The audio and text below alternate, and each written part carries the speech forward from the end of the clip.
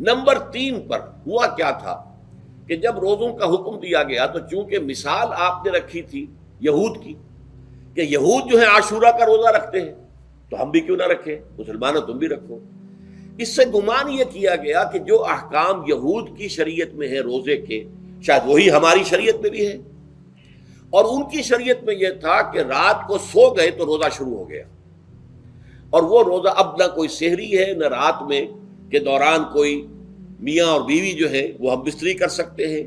بلکہ یہ کہ وہ روزہ صبح سے لے کر پھر جب رات کے بعد صبح آئے گی، صبح سے پھر دوپہر اور شام اور غروب آفتاب پر جا کر روزہ ختم ہوگا، گویا کہ کم و بیش 20 گھنٹے کا روزہ یا 21 گھنٹے کا روزہ، کیونکہ اگر غروب آفتاب کے 3 گھنٹے بعد آدمی سو گیا تو وہاں سے جو روزہ شروع ہوا ہے تو غروب آفتاب پر اگلے روز جو ہے وہ ختم ہوگا، تو ہو جائے گا 20-21 گھنٹے کا روزہ۔ یہ روزے کا حکم لوگوں نے سمجھا، اس کی صراحت کوئی نہیں تھی، لیکن لوگ جو ہے چونکہ صراحت منفی بھی نہیں تھی مثبت بھی نہیں تھی، لہذا وہ رات کے وقت میں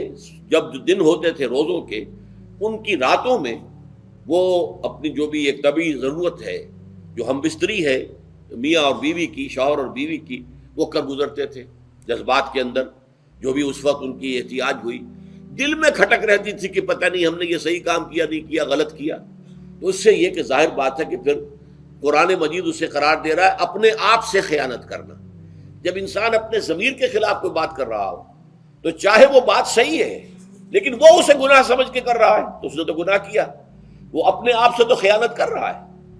ایک شخص ہے وہ بکری کا گوشت کھا رہا ہے لیکن سمجھتا یہ کہ یہ سور کا گوشت ہے، تو اس نے تو سور ہی کا کھایا نا، اس نے بکری کا تو نہیں کھایا، لیکن اس نے سمجھا یہ کہ یہ سور کا گوشت اور کھا رہا ہے، تو اس حوالے سے ایک دغدغہ سا دل میں رہتا تھا، پریشانی۔ تو اب جو یہ 5ویں آیت ہے، طویل ترین آیت ہے اس سلسلے کی، اس میں روزے کے تکمیلی احکام آ گئے جو ابدی ہیں، آج تک قائم ہیں اور قیامت تک قائم رہیں گے۔ فرمایا احل لکم لیلۃ الصیام الرفث الی نسائکم، اے مسلمانوں روزے کی راتوں میں تمہارے لیے حلال کر دیا گیا ہے اپنی بیویوں سے اپنی خواہش کا پورا کرنا۔ رفث الی نسائکم ہن لباس لکم وانتم لباس لہن، وہ تمہارے لیے بمنزلہ لباس ہیں، جیسے لباس کے اور انسان کے بدن کے درمیان کوئی حجاب نہیں ہوتا، ایسے ہی شوہر اور بیوی کے درمیان بھی کوئی حجاب نہیں رہتا۔ ہن لباس لکم وانتم لباس لہن، اور ویسے بھی ایک معنی میں کہ جیسے لباس آپ کو گرمی کی شدت سے بچاتا ہے، ورنہ ہو سکتا ہے کہ تیز دھوپ جو ہے جو عرب میں ہوتی تھی وہ تو آپ کی کھالوں کو جلا دے، تو یہ حفاظت کا ایک ذریعہ بھی ہے۔ اسی طریقے سے شوہر کے لیے بیوی اپنی عفت و عصمت کو برقرار رکھنے کے لیے ایک ذریعہ ہے کہ کہیں حرام میں منہ نہ مارے، بیوی موجود ہے، حلال ذریعے سے اپنی خواہش پوری کرے، اور بیوی کے لیے شوہر اسی طریقے سے ایک ڈھال بن جاتا ہے کہ اسے خام خواہ ادھر ادھر دیکھنے کا کوئی خیال بھی کبھی نہ آئے،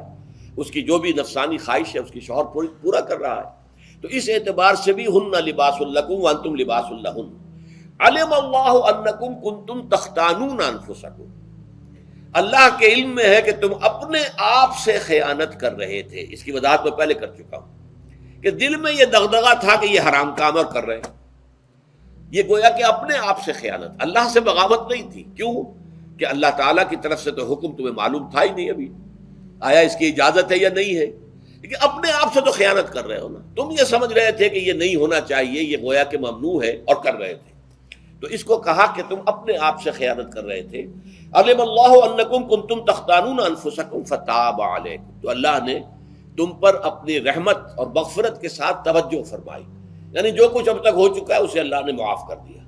اسے صاف کر دیا، کلین سلیٹ، اب تمہارا جو اعمال نامہ ہے اس میں اس طرح کا اگر کوئی عمل درج ہو گیا ہے تو وہ اللہ نے صاف کر دیا ہے۔ وعفا عنکم، اور تمہیں معاف بھی کر دیا ہے۔ فالآن باشروہن، تو اب تم ان کے ساتھ جو بھی تعلق زن و شو ہے اس کو اختیار کر سکتے ہو۔